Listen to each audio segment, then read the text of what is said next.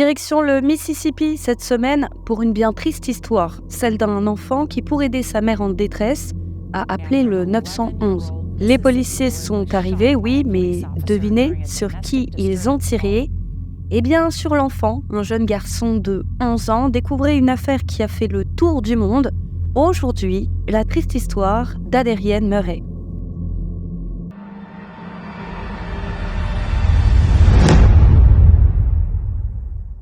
Hello, moi c'est Lila. Et moi Lilia. Et nous sommes les Crime Sisters. Et on tient à remercier notre sponsor du jour, MyHeritage. S'il est important pour vous de connaître votre histoire et vos ancêtres, eh bien, vous risquez d'aimer MyHeritage. C'est un site web qui va vous permettre de créer votre propre arbre généalogique et ainsi d'en apprendre un peu plus sur vos ancêtres et vos origines. Pour construire votre arbre, il vous suffit simplement de remplir la fiche de chacun de vos ancêtres et d'y ajouter plein d'infos comme leur nom, leur prénom, leur lieu de naissance ou encore leur lieu de mariage. Comme le site est super intuitif, j'ai pu, grâce à mon oncle, réussir à créer un arbre généalogique qui remonte jusqu'à un trisaïeul, c'est-à-dire le père de mon arrière-grand-père. Il s'appelait Mouloud et il est né en 1831. Il avait un café en Kabylie, un café très populaire, qui était fréquenté par des politiciens, des personnes connues à l'époque. Ses enfants ont repris le café, ils ont pu acheter des véhicules pour transporter des personnes et tout se passait très bien. Jusque malheureusement, à la guerre d'Algérie, où le café et les véhicules ont été brûlés et malheureusement, ils ont tout perdu. On vous en avait déjà parlé, mais en créant cet arbre, on a pu découvrir l'existence de notre grand-oncle, Voussad, le frère de ma grand-mère, un tout jeune homme de 17 ans parti se battre pendant la guerre pour défendre son pays.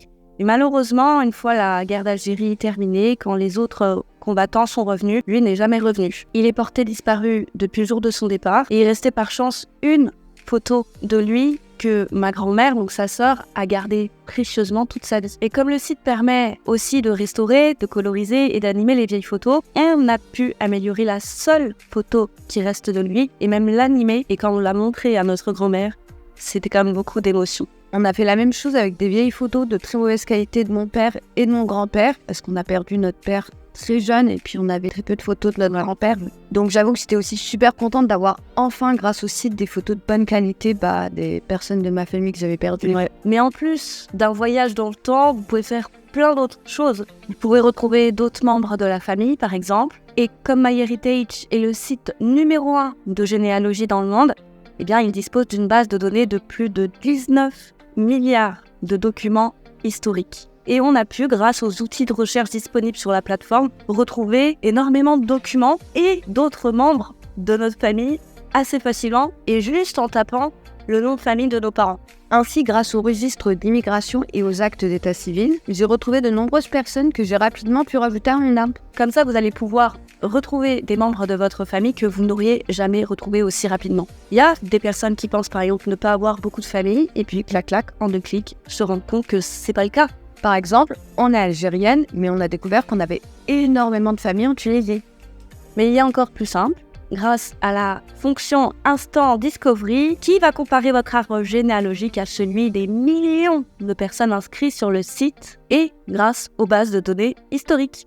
Le site va vous proposer des correspondances ou des photos que vous n'avez jamais vues auparavant et que vous allez pouvoir rajouter facilement à votre arbre juste en un clic. Donc, même si vous ne savez pas grand-chose sur votre famille, eh bien MyHeritage peut vous permettre de retrouver des détails sur vos ancêtres et vous permettre d'ajouter du monde à votre arbre assez rapidement. On ne peut que vous recommander ce site entre amis, en famille. Vous allez voir, c'est passionnant. Nous, en faisant nos recherches avec notre oncle, on a réussi à émouvoir notre grand-mère. Et en plus, en fouillant, notre oncle a trouvé des photos d'autres membres de sa famille qu'on a également colorisées pour pas se priver et qu'on leur a envoyées. Et croyez-moi, ils étaient ravis.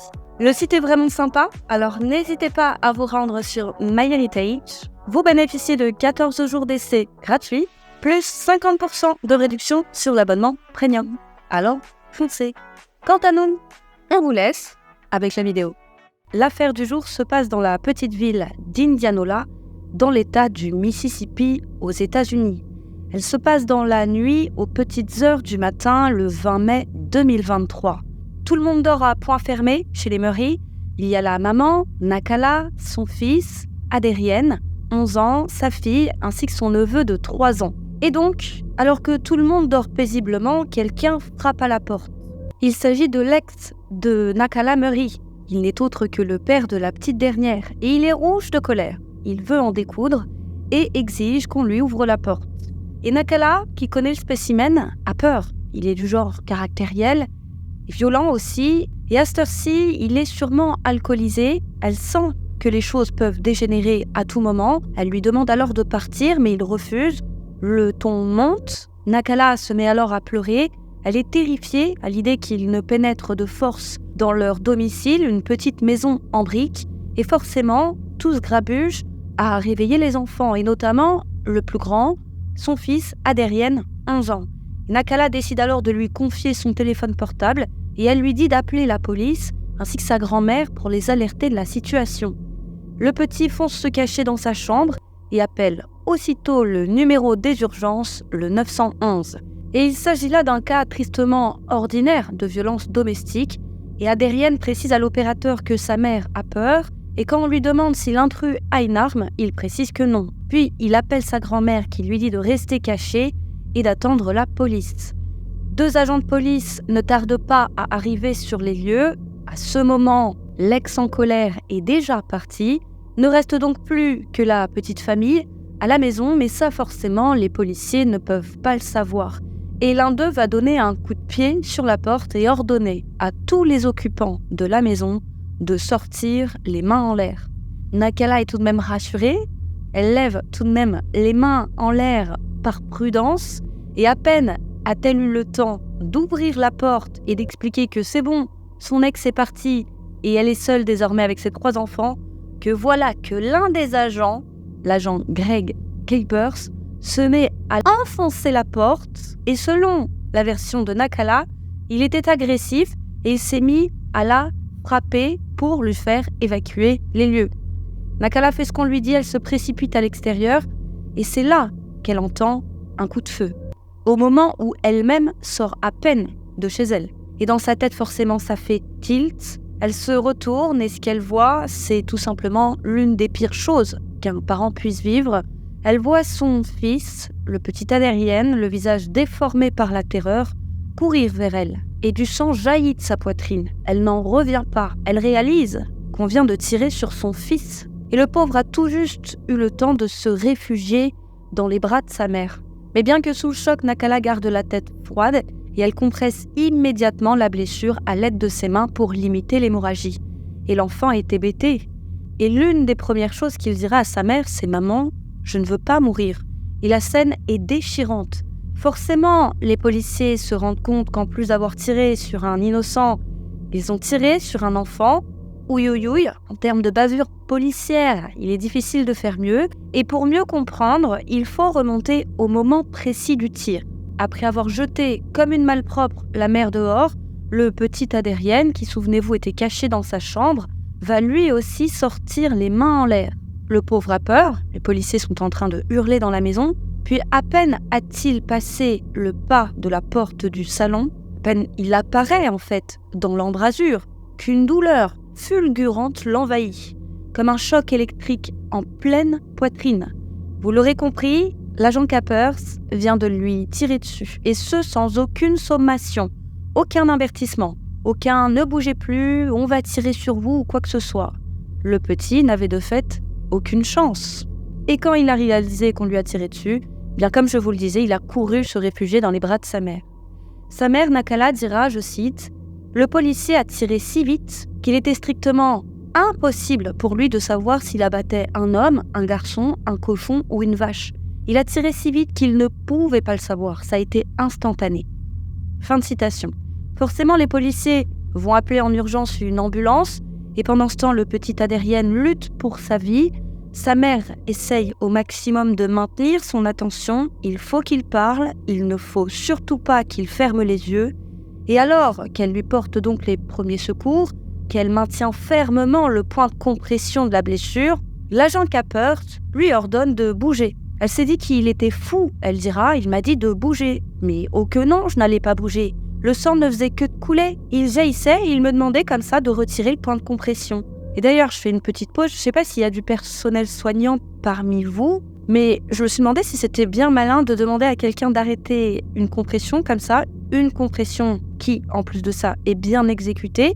Après, j'imagine une autre situation où quelqu'un apporte les premiers secours à quelqu'un d'autre et, par exemple, qu'un pompier arrive et qui demande à la personne de partir pour que lui prenne le relais. Donc je me suis dit que c'était peut-être aussi dans la formation du policier que de faire ça. Je ne sais pas.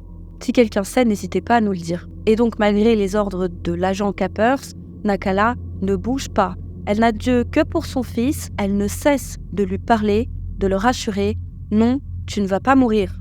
Alors l'agent va se raviser et finalement, il va aider la mère dans ses gestes de premier secours. Adérienne va alors demander de sa petite voix d'enfant à sa maman « Pourquoi il m'a tiré dessus ? Qu'est-ce que j'ai fait de mal ?» Puis se mettre à pleurer. Et dans un flot ininterrompu de larmes, c'est là qu'il va répéter plusieurs fois qu'il ne veut pas mourir. Il va le dire encore et encore. Il dit à sa mère aussi qu'il s'excuse s'il a fait du mal autour de lui. Puis il a commencé à chanter des chants religieux. Du haut de ses 11 petites années et très croyant, il s'en est remis à Dieu. Il est en urgence, transporté en hélicoptère à l'unité de soins intensifs du centre médical de l'Université du Mississippi, qui se situe à tout de même 160 km de là. Il est plongé dans un coma artificiel, on le met sous respirateur, direction la salle d'opération. Son pronostic vital est bien évidemment engagé, il a un poumon perforé, il a des côtes cassées, le foie lacéré. L'opération va durer des heures, et pour une fois, et oui, qui est assez rare sur cette chaîne, sachez-le, le petit s'en sortira. Oui, l'opération du petit Adérienne sera un succès, c'est un véritable miracle pour le corps médical, touché en pleine poitrine, à cet endroit, avec de telles blessures aux organes, il aurait dû mourir. Mais il faut croire que ce n'était pas son heure, et peut-être que quelqu'un là-haut a écouté ses prières. C'est un soulagement sans nom pour toute la famille, mais forcément dès le lendemain, l'histoire va faire la une des journaux du pays tout entier. C'est une affaire sensationnelle, imaginez les titres. Un garçon appelle la police pour protéger sa mère de violences domestiques et il se fait tirer dessus par la police. On dirait presque un épisode de South Park, pour ceux qui connaissent. Alors tollé général, la population réclame alors des mesures exemplaires contre l'agent Capers qui avait été récemment nommé meilleur officier du département. Alors à ce sujet, les moqueries sont allées bon train. Les gens ont dit en gros, si c'est lui le meilleur, alors c'est quoi les autres ? Mais il faut bien l'avouer, les erreurs ça existe, c'est même le propre de l'être humain. Mais ce n'est pas là la première bavure du meilleur officier du département, non.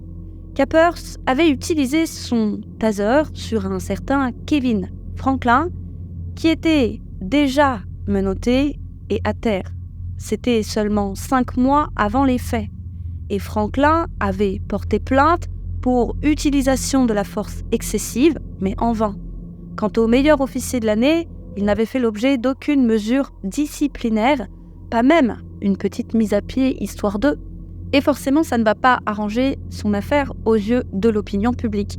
Nakala, quant à elle, va dans la foulée, bien évidemment, porter plainte.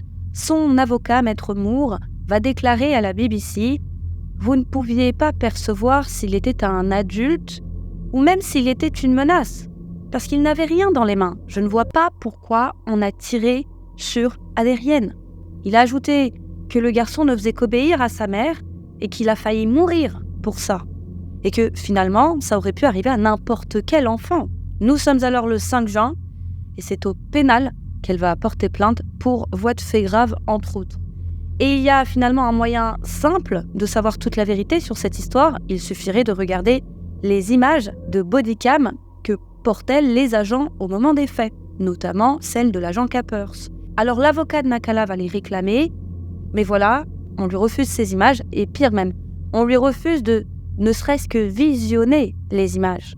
Et on sait que par contre, les images ont été vues par le maire de la ville, qu'elles ont été vues par le chef de la police, mais sans rien justifier, les forces de l'ordre vont tout simplement refuser de lui transmettre ces images. Qu'à cela ne tienne, il va donc saisir la justice. Il n'est pas dupe, ce n'est pas un avocat qui est entré en fonction il y a 3 semaines. Il va déclarer par voie de presse qu'il doute qu'un jour la justice ne lui remette ces images. Et pour lui, la raison est simple, c'est parce qu'elles sont incriminantes. Sinon, on les leur aurait servi sur un plateau d'argent. Puis, ce sont les journalistes qui vont se tourner vers le département de police d'Indianola et réclamer ces images, ainsi que des explications. Et les représentants du département vont indiquer ne faire aucune déclaration, si ce n'est que, je cite, « cette fusillade est extrêmement tragique des deux côtés » et qu'ils ont scellé les images de bodycam car l'enquête est en cours. Et à ce sujet, je tiens à vous préciser que des images de bodycam, comme ça, sont régulièrement mises en ligne par les services de police eux-mêmes. Avant même qu'il y ait une instruction, ça se fait, c'est possible. C'est autorisé par la loi, et encore une fois, des services de police ont leur propre chaîne YouTube, par exemple, où ils mettent les images de bodycam de leur service. Le dernier exemple en date sur la chaîne, c'était cette jeune fille, souvenez-vous, elle avait été kidnappée, et les images avaient été rendues publiques par la police dans les jours qui ont suivi le sauvetage. Donc bon, disons que l'opinion publique est perplexe et continue encore et encore à travers les différents réseaux sociaux. Il continue de réclamer une sentence exemplaire. Surtout que cette affaire tombe mal. Le timing est, disons, délicat. Puisqu'au même moment, une autre affaire était déjà en train de défrayer la chronique. Et oui, régulièrement, des affaires font la une des journaux aux États-Unis, toujours les mêmes. Des policiers débarquent après des appels passés au 911 et ouvrent le feu sans raison sur les mauvaises personnes. Et justement, cette affaire récente, c'est celle de Robert Dodson, 52 ans, qui a été tué par un agent de police le 5 avril dernier, peu avant minuit. C'était donc un mois avant l'affaire d'Adérienne.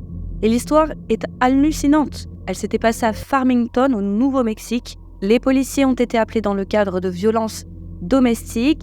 Ils se sont précipités à l'adresse indiquée, armés jusqu'aux dents. L'un d'eux a tambouriné à la porte, mais devinez quoi ? C'était la mauvaise porte.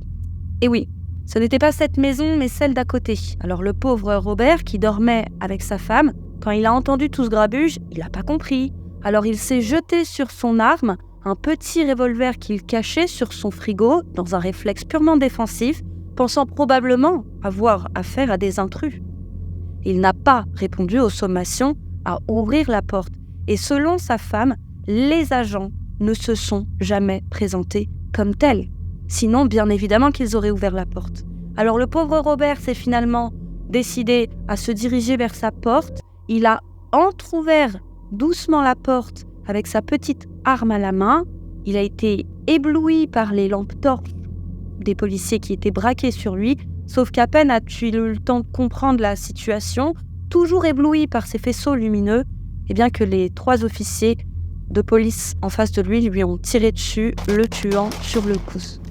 Et le pire dans cette affaire, c'est que l'étude des bodycams des policiers impliqués a prouvé qu'ils se sont rendus compte de leur erreur d'adresse avant même de tirer sur Robert. Or, avant ces révélations, les policiers avaient menti. Ils avaient expliqué qu'ils ne s'étaient pas rendus compte qu'ils s'étaient trompés d'adresse et donc ils avaient cru que c'était là l'agresseur, avant d'avouer, face aux images, qu'effectivement, ils savaient que c'était là la mauvaise porte, mais comme Robert était armé et qu'il pointait son arme sur eux, ils n'ont eu, selon eux, d'autre choix que de l'abattre de 19 balles dans le corps. Et sachez pour la petite histoire qu'après avoir tiré sur Robert, les policiers n'ont rien trouvé de mieux, alors même, encore une fois, qu'ils savaient qu'il n'était pas à la bonne adresse, ils se sont payés le luxe de menotter et d'embarquer au poste de police Kimberly, la femme de Robert, ainsi que leurs 2 enfants, sans indiquer aux autres agents venus en renfort bien qu'ils s'étaient trompés d'adresse. Ils ont faim la surprise un peu plus tard. Alors imaginez, on tue votre père et hop, on vous embarque au poste. La définition même d'un cauchemar. Les policiers incriminés ont été placés en congé administratif payé. Forcément, la famille de Robert, choquée, a porté plainte pour mort injustifiée. N'a pas compris également pourquoi on leur maintenait leur salaire. Et lors d'une audience préliminaire, le juge dira que les actions des policiers ce soir-là étaient extrêmement déraisonnables, qu'elles démontrent un mépris total et téméraire, ainsi qu'une indifférence consciente pour les droits et la vie de Robert Dodson. Les policiers n'ont à ce jour toujours pas été jugés et eux, je pense qu'ils vont prendre assez cher. Donc, voilà qu'en plein milieu de l'affaire Dodson, et il n'y avait pas que l'affaire Dodson, mais il y en a finalement légion des affaires comme ça, voilà qu'arrive l'affaire du petit Adrien, dont ça fait beaucoup pour nombre d'Américains qui réclament que ça cesse. Peut-être faut-il mieux former les policiers, peut-être qu'ils sont mal sélectionnés, peu importe, il faut que ça cesse. Et Nakala va monter au créneau. Déjà, pourquoi elle l'a frappé alors qu'elle coopérait les bras levés et qu'en plus de ça, c'est elle qui a sollicité la protection des policiers? Pour elle, ça n'a pas de sens. Et pourquoi tirer sur une personne les bras levés sans même avoir pris le temps d'identifier sa cible? Et puis regardez la taille d'Adrien. Il fait 1m47. On voit bien que c'est pas un adulte. Selon elle, c'était flagrant et Capers s'en serait rendu compte s'il n'avait pas tiré comme un dératé. Capers sera dans un premier temps suspendu le temps de l'enquête, en conservant son salaire, puis face à l'indignation et sous la pression générale, il a été suspendu certes, mais sans percevoir de salaire. Et si Capers est resté silencieux dans un premier temps, on imagine qu'il n'a pas eu le choix, il a finalement pris la parole, il a déclaré que cela faisait 4 ans qu'il travaillait pour la police d'Indianola, et qu'en 2022, il avait été nommé officier de l'année, et aux surprises, il connaissait le petit Adrien, puisque Indianola, c'est une petite ville, il y a 9000 habitants. Alors, il disait qu'en tant que policier, on se repère les uns les autres. Donc il le connaissait et jamais il ne lui aurait consciemment fait du mal. Et quand on lui a demandé s'il lui arrivait de penser à Adrien, il a répondu « Oui, absolument, je pense à lui chaque jour ». Il s'est dit absolument désolé, très désolé même, et il a envoyé tous ses sentiments à la famille de la victime ainsi qu'à la victime. Mais lorsqu'on lui a demandé d'en dire plus concernant les événements, il a refusé de fournir plus de détails sur les conseils de son avocat. Mais il a demandé à ce que les images de sa bodycam soient publiées car selon lui, ces images le blanchiraient. Il a dit que n'importe qui en regardant ces images se rendrait compte que c'était là un simple accident. Et un accident qu'il regrette plus que tout. Quant à son avocat, Maître Carr, il a déclaré que la fusillade n'était pas intentionnelle et qu'elle n'était pas non plus imprudente. Non. Et que son client souhaite plus que tout que rien de tout cela ne se produise à nouveau. La famille n'en a eu que faire. Selon eux, il y a eu négligence grave. Le policier a tiré au hasard dans la panique. Et ça, c'est injustifiable pour eux. Elle a demandé à ce que l'agent Capers soit licencié pour qu'il ne tire plus sur des enfants ou qu'il ne tase plus de suspects déjà immobilisés. Puis tout récemment, cette semaine, il y a une poignée de jours, un grand jury du Mississippi a déterminé qu'il n'y avait pas eu de comportement criminel dans cette affaire et qu'aucune mesure disciplinaire ne sera prise contre l'agent Capers qui pourra donc bientôt, tranquillement, réintégrer son poste. Et je ne sais pas si les images de bodycam ont pu être montrées lors de cette audience. Ça aurait été intéressant de le savoir, je ne sais pas si ce grand jury a vu les images ou non. Personnellement, je pense pas, je pense que ça aurait été indiqué et je trouve ça assez étonnant. Après, je veux pas raconter n'importe quoi, on n'en parle pas dans les articles que j'ai lus. Donc, je préfère laisser un point d'interrogation. Et cette décision en a ravi certains, pas beaucoup, mais certains quand même, qui considèrent que, oui, c'est très malheureux, bien sûr, mais que les policiers, dans le cadre de leur fonction, risquent leur vie au quotidien et pour la population, et que c'est un métier périlleux et qu'une erreur, ça peut arriver. Et que dans ce cas-là, dans cette affaire précisément, Capers mérite peut-être une seconde chance. Mais cette décision en a surtout choqué beaucoup. Qu'il n'y ait même pas eu une petite sanction, une mesure disciplinaire, un je ne sais quoi. Mais dans le fond, ça n'a surpris personne, vu la triste réputation du Mississippi en matière de violence policière. Mais ce n'est pas tout. Le tribunal a accédé à une requête antérieure déposée par l'avocat qui représente la police de la ville pour garder les images sous scellé. Voici les raisons, en partie à cause de la publicité qu'elle générerait sur les médias sociaux et parce que, je cite, « La vidéo, une fois diffusée, serait susceptible de hanter tous les participants, y compris cet enfant, longtemps après la fin de ce litige. » Voilà, c'est ce qu'a dit le juge David A. Sanders. C'est pour toi, Adrien, qu'on ne publie pas ces images. Alors Nakala était triste, forcément, elle a eu du mal à l'annoncer à son fils, elle a eu peur de sa réaction.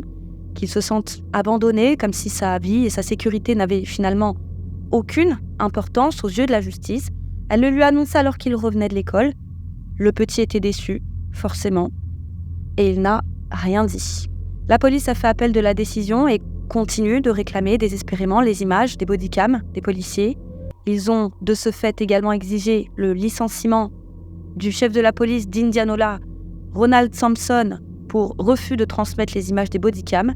Et la famille a également porté plainte contre la ville et a demandé 5 millions de dollars de réparation. Mais ça, ce sera une procédure ultérieure, il me semble que c'est au civil.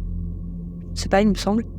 Pour les dommages corporels ainsi que psychologiques d'Adérienne, et aussi parce que, je cite, « Si un policier est imprudent et blesse une personne qui ne commet aucun crime, c'est la ville qui est responsable. » À ce jour, Adérienne, on peut le dire, s'en est bien sorti physiquement. Il est néanmoins suivi pour ses blessures et aussi et surtout pour se remettre du traumatisme. Il est suivi chaque semaine par un psychologue. Quant à Capers, il a déclaré être soulagé de la décision et il a dit qu'il avait hâte de retourner au travail. Et la morale de cette histoire, laissons-la à la petite victime. Sachez d'abord qu'avant de se faire tirer dessus, le rêve d'Adérienne, c'était de devenir policier. Mais plus maintenant, il estime que les médecins lui ont sauvé la vie, alors il rêve désormais d'être médecin. Il a déclaré qu'il pense qu'il ne fera plus jamais confiance à la police. Cette affaire l'a profondément traumatisé. Quant à la maman, elle doute fort qu'un jour, elle prenne son téléphone pour appeler le 911. Voilà, c'était l'histoire du petit Adérienne et de Robert aussi. Ne l'oublions pas, qu'il repose en paix. C'est tout pour aujourd'hui, les amis. Dites-nous ce que vous en avez pensé en barre de commentaires. Comme toujours, un immense merci pour nous avoir suivis. N'hésitez pas également à profiter de l'offre MyHeritage qui figure à l'écran. Si vous n'avez aucune idée de cadeau là pour les retardataires, n'hésitez pas à foncer.